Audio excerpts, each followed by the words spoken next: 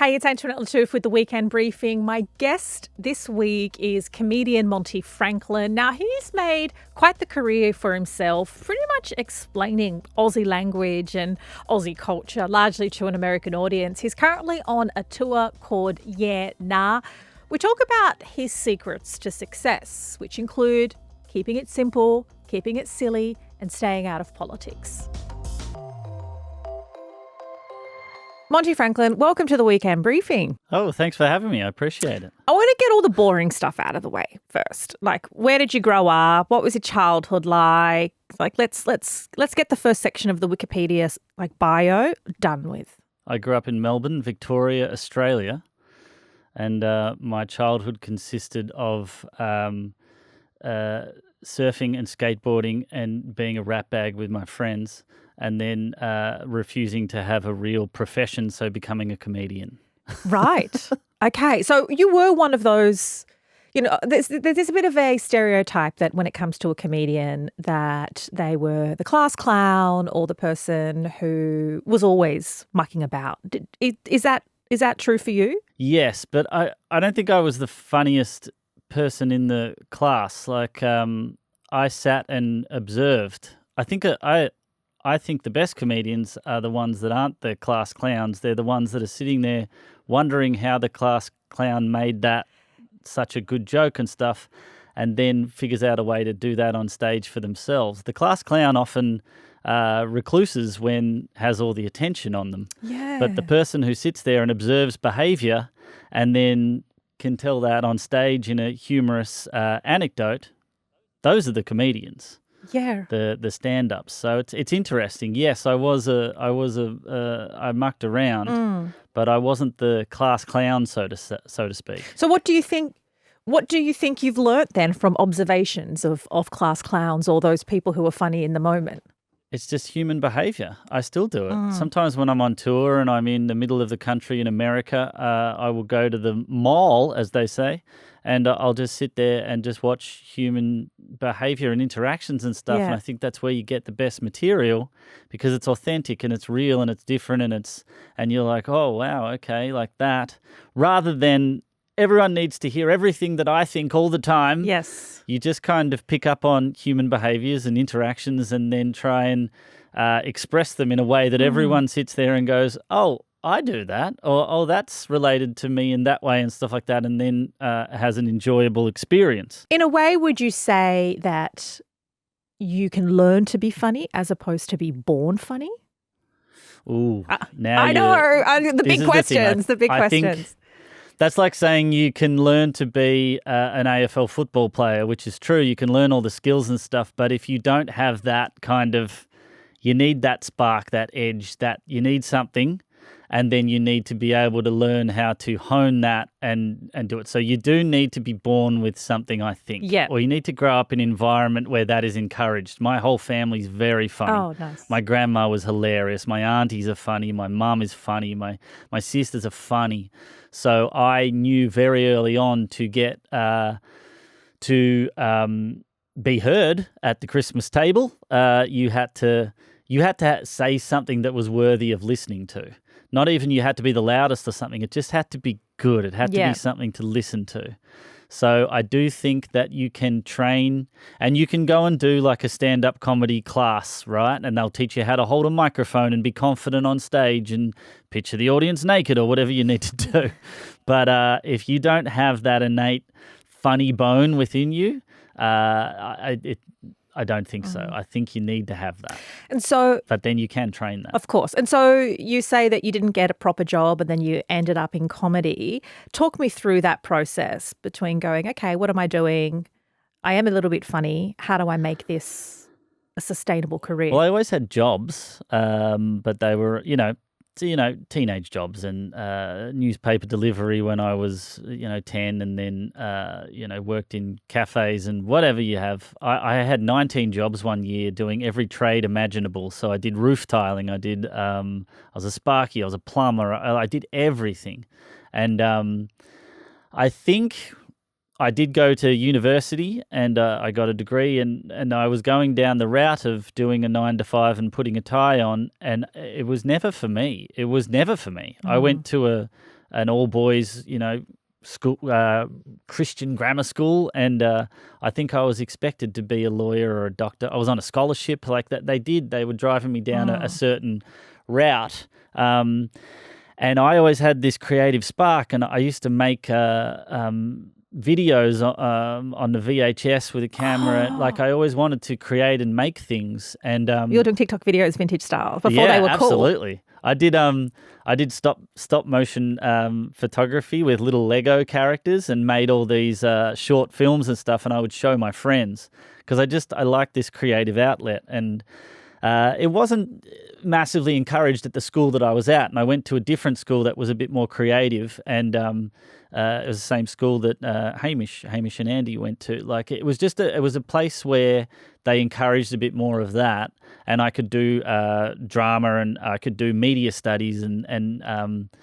I got to experience more of that. So then when I finished school and finished university, and I realised, I have to get a proper job. I can't just be a plumber for 2 weeks and then a roofer for 3 and then jump around different jobs. And so I lived on the Gold Coast next to a comedy club, and I just went in one night and tried their competition that was going on, and I instantly just fell in love with it. And you fall in love with the instant reaction of something that you've created creatively, and then getting a reaction from the audience, which is maybe something I used to get from those short films that I would show my friends, and they'd laugh, and I'd instantly go, that's what they laughed at. That's fun. And I never showed anymore. Do you remember any of your material from that first show? I remember one joke about no, I can't remember the exact wording of it or anything like that. But I remember what I did in the first show is I did a callback, which so in the biz, if you do a joke at the start and then 3 minutes later you're talking about something else, but you call back to a reference that you said earlier, it's a callback, and it's a very professional thing to do on your first go. But I did that, and that got my biggest laugh, and I went, whoa, what was that? Yeah. That was something interesting. And I remember that was a feeling that I held on to for a long time, that you keep chasing. It's almost like a drug. You're like, oh, how can I get more of that?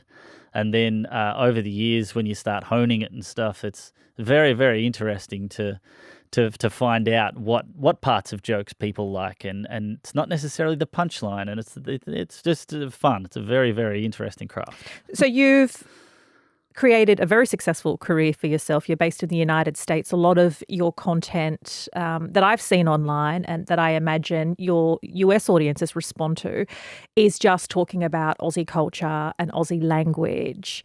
How has that been for you, explaining what it is to be Aussie to an American audience? Every day. I've been there for 10 years, and every day there's a new thing that I'm shocked that I have to explain, and I often get angry about it. I'm just like, oh, come on, it's a petrol station, not a gas station. Or something. It's just very small things. We are very similar in a lot of ways, American and Australian cultures, and very, very different. And just exploring that over 10 years, and I had an American partner and a wife. We've since divorced, but there was a lot of daily things that would come up that I would be very just shocked that how have we missed this? How has this never become a question or anything? So I started making these videos for Instagram of just explaining words of things that we say or phrases, and it just took off. People liked the insight into our culture. That was it was just fun and silly, and still is. I just keep it lighthearted. It's not meant to. I'm not trying to be the spokesperson for Australia. I'm just pointing out some things and hopefully brightening people's days. So it's a lot of fun. I started doing the videos because I just thought they were interesting and I liked them. And maybe that goes back to what I was talking about, making those Lego videos. I just made them because I thought they were funny, and then people sort of gravitate towards that. And that's something with comedy. Trey Parker and Matt Stone, who made South Park, their show's been going for 26 years. They still just write jokes to make each other laugh. Yeah. So they just want to make the other person laugh. And then as a result, the world turns and goes, oh, that's funny because they're not trying to pander up to anything they think people want, or they're not trying to say, oh, well, we need to say this and this because this is how people are feel, blah, blah, blah. They don't care. They just want to make that other person laugh, their mate who's next to them. And as a result, the world looks and enjoys because it's authentic. That's really interesting because I've had a conversation with the creators of Bluey, and they're two friends who are fathers to daughters, and they wanted to make something for themselves and for their daughters and for each other to make each other laugh. And that has obviously exploded nationally and internationally. It's that same kind of South Park recipe.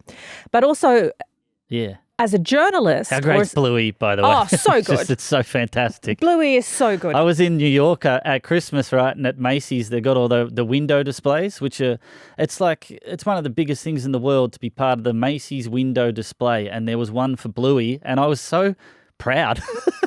I walked past and I went, oh, this is fantastic. Oh, it's so good. My sister was in Dubai with her kids, and the kids were all talking, and then a bunch of American kids walked past and they were like, Mummy, they talk like Bluey. I just love that. I've had that a ton of times. Is the international reference from the Aussie accent. Yeah. But yeah, what I wanted, even though I think Bluey's fantastic, I think South Park is fantastic, it's interesting that it goes against, I guess, some of our training, right? Because as, content creators or entertainers or informers, we're often told about, think of the audience. What does the audience want? You're catering to an audience. And, I mean, what South Park is doing... Sorry, you go ahead. Well, what I was going to say is you are thinking of the audience in that respect, in that you're not pandering up to feeding them There's a really interesting quote... I'm going to say it was David Bowie or just one of those geniuses, right? Yeah.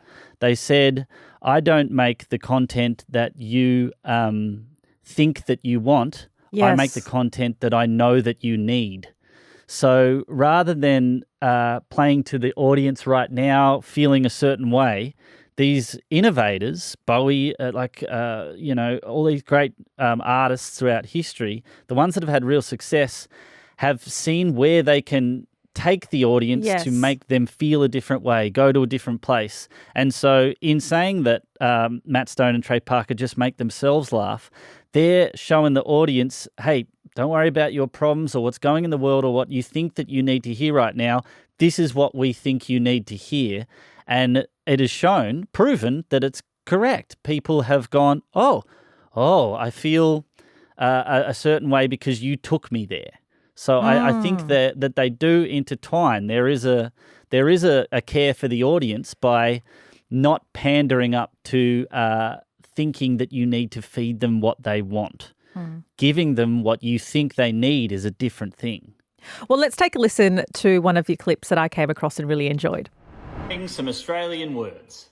Nah, you're right. Nah, you're right. Nah, you're right. If someone accidentally cuts you off or something and says, oh, sorry, you go, nah, you're right.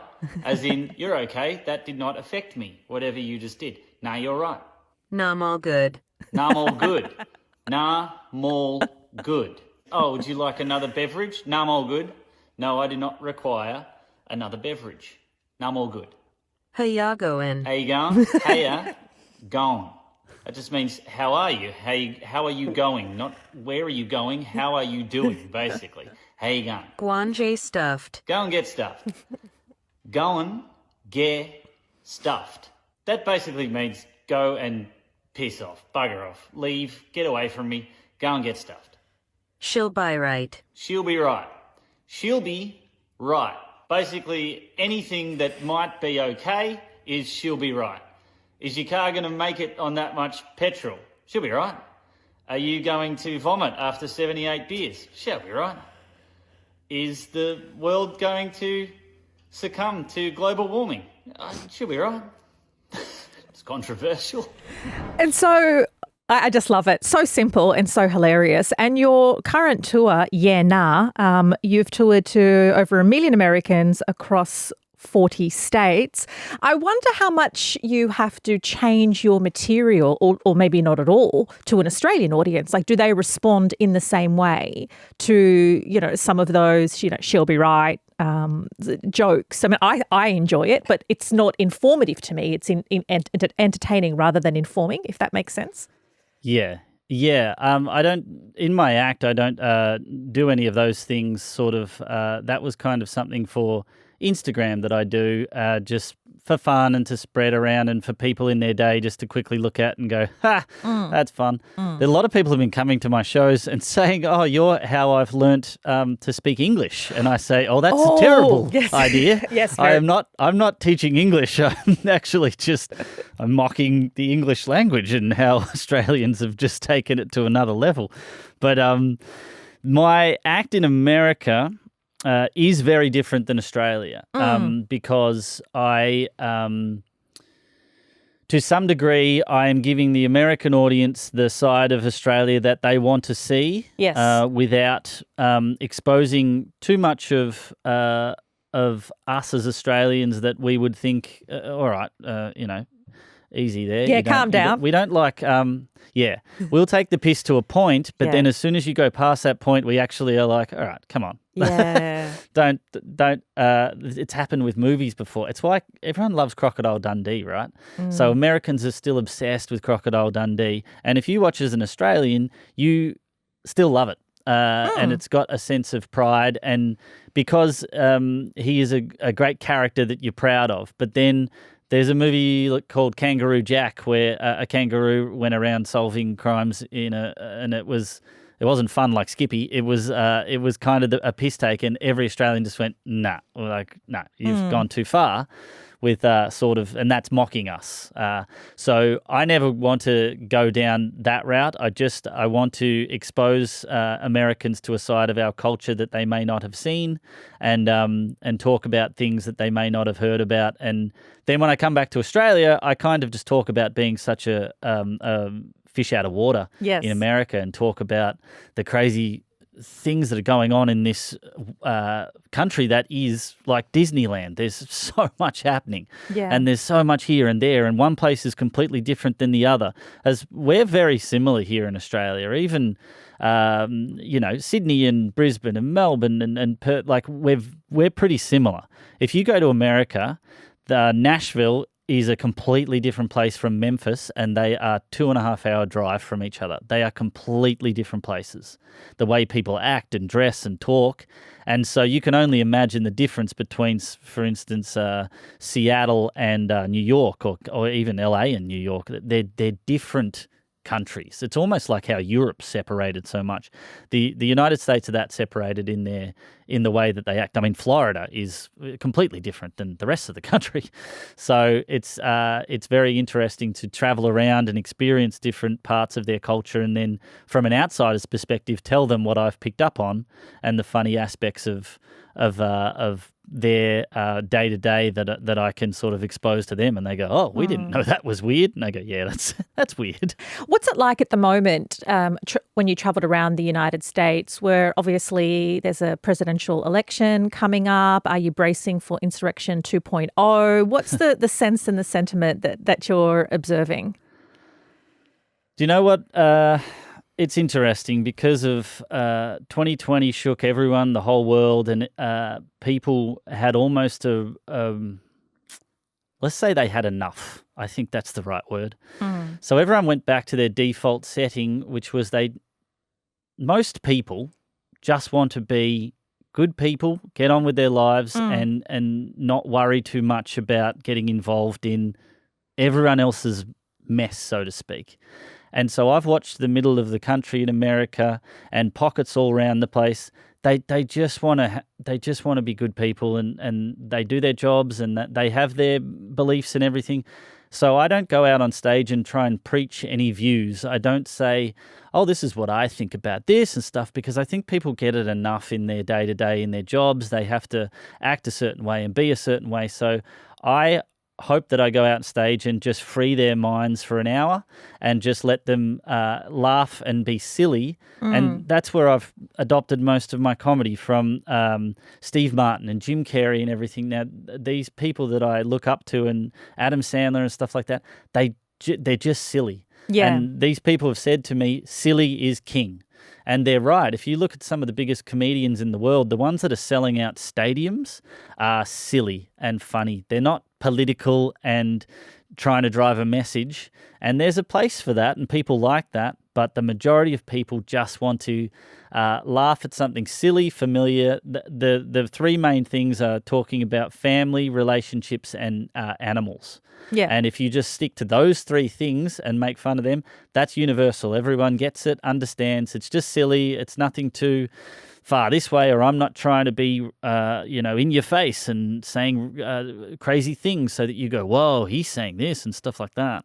So that's just kind of what I like to do. I just like to be silly. And going back to how the country in America is feeling leading into this, I think everyone, on the whole, 80 to 90% of people, like I said, they just want to be good people and get on with their lives and do good things and be good to each other, which is how we all should be, really. But I've really felt that shift in the last couple of years, because before that, people were like, oh, no, this needs to change, because there was so much in our faces in 2020, 2021. But now they're just like, just do whatever you want. I just want to have my, my world that I've created, and you can do whatever you like.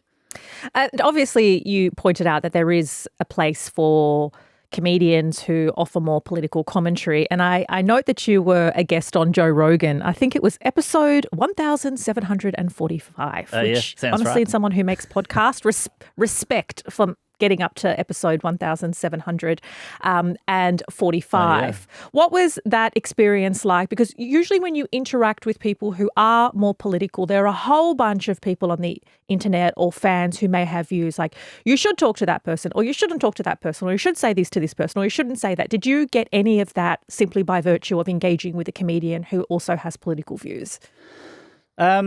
I've known Joe for many years, and before I did that, and I would open up for him on the road, and we did big shows and doing comedy and talk life and spent time together. So I was very comfortable sitting across the table from Joe, and we just had what I said was a silly 3 hours conversation. 3 If hours? anyone listens to it, you will...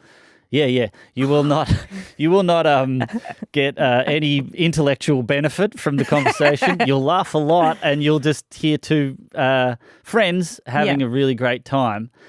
Because Joe's one of the Joe's a very, very interesting person, and I've learnt a lot from him. He's been a mentor and a friend, and he's always great with advice because he doesn't take a particular side or angle on anything. He likes to hear from all different areas, and then, yes, he'll make an opinion up because he's an intellectual guy and wants to say, all right, well, I've heard all this and this is what I think about that. Yeah. But he never pushes anything onto anyone, and as a comedian and a friend, he's always been very helpful, and he's the most grounded, down-to-earth person that I've ever met. He's very comfortable in his own skin. So it's very nice to talk to someone who isn't trying to put on a face or trying to pander up to an audience like we were talking about. He's just a very easy, open person to talk to. And that was the first podcast I ever did, by the way. That was the first time. So I went for the top to start. And then so it was a really easy and fun experience for me. And Joe, I think people like Joe are absolutely necessary in society right now, giving people an opportunity to, because he gets everyone on his podcast. He puts on, the left wing, the right wing. He'll put on a neuroscientist, and then he'll get me on and just talk absolute gibberish for 3 hours. So he's got a very well-rounded scope of people he gets on his podcast and exposes to everyone the chance to hear that side, and I think for the culture that we're in right now, people like him are very valuable. Yeah, and look, I guess I was only putting it to you because I know what sort of mob mentality can look like, and there are people who are critical of Joe because of some of his views on vaccines, but I know that there are people critical of other comedians who have particular political views. Given that you like to stay silly, I wondered if your audience was like, hey, Monty, stay silly. Yeah, actually a couple of, but only a very small number of people, and I think it's always going to be that way. So my audience, they go, they know what they can expect from me, and it's all fun and lighthearted, and it's not meant to offend, and blah, blah, blah, all that sort of stuff. And I've put up a photo of me and Joe, Yes. and a lot of people have said, well, I'm not following you anymore because you support that. And I go, well, that's your, that's your prerogative, and you can have that view if you want, but you don't know Joe. You don't know me, really, and you've just made a decision off a headline or an article that you've read, which is, I don't know, a bit silly in my opinion.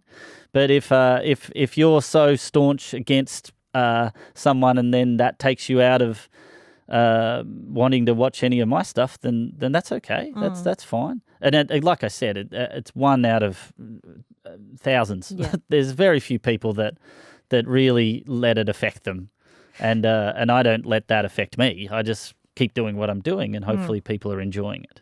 So it's obvious that you enjoy observing people and making people laugh, and hopefully you continue to make yourself laugh and continue to enjoy it. Other than that, what else would you like to be doing? Like, are you happy where you are, or is there an end game? Is it to continue doing what you love? Or, once upon a time, it used to be, if you're a comedian, people used to try and angle for a late night talk show or something. I mean, they probably don't have the same weight that they used to, and there are various different ways to, to take the next step. Like, what does that look like for you? Or do you just continue doing what you're doing? I always wanted to make a film. Make films, make a film, anything with film. My uncle was a director. He did Blue Lagoon, and he worked under Hitchcock and stuff. So I got to go on set when I was a teenager and watch my uncle work in movies. And I developed a fascination for telling stories on a larger scale with now actors and music and everything. And so I loved it. I've always loved it. And so I got into doing stand-up, which I love and will always be my passion, but I've still wanted to always make a film. And I wrote a film stemming from one of my stand-up jokes with Rob Schneider and John Cleese, and we're filming that next year in Australia, and I'm in the film and I'm directing it. That's huge. And so this dream that I've had since I was a boy is coming to fruition in such an amazing way, and with something that I started as an idea, a kernel of a thought, and then did it on stage, and it was a good premise. And then Rob Schneider and Adam Sandler actually said to me, that's a really great premise. You should write a movie about it. So I started writing this movie, and then Rob helped me with it. And then we got John Cleese on, and the three of us lived in a house in Phoenix for 6 weeks and wrote this film. And Jim Jeffries, great Australian comedian, came out, and he wrote on the film with us, and he's in the film, and we've got all these great actors on it now. And so it's I'll always do stand up and I love it, but this has been a lifelong goal, a passion, and I'm very close to doing the thing that I've wanted to do since I was 8 and making those Lego movies and showing my friends and stuff on the scale that I want to do it too, because you can go out and make a film on your phone right now and make a good one, and I've done stuff like that before, but this is something else. This is I have a lot of creative freedom being the director, and I can come up with ideas for the score and how much I know it's going to really resonate with an Australian audience, that I can bring in elements of In Excess and all these great bands and stuff, but in a way that's going to be very, very different than anyone's ever seen before. And I hope and know that it's going to be a massive sense of pride for Australia. It's a very Australian story. I can tell you what it is if you'd like. I mean, I only hope it features a crocodile and a kangaroo, but go on. There'll be a kangaroo in the distance in the background, just because the Americans need that. They need that. But they do. No, but it does. It has an emu, so it's called the Great Emu War. I'm not sure if you know this. In 1932, it's a true story. The Australian government Yeah, they went to war with the emus. There was 20,000 emus running through an area in Western Australia, and they were terrorising farms and ripping up crops. So the army was called in to cull the emus, mate, and they declared war on the birds. And it's a true story. The army lost. The birds were too fast. They ran circles around the army. They ran off. They couldn't shoot them.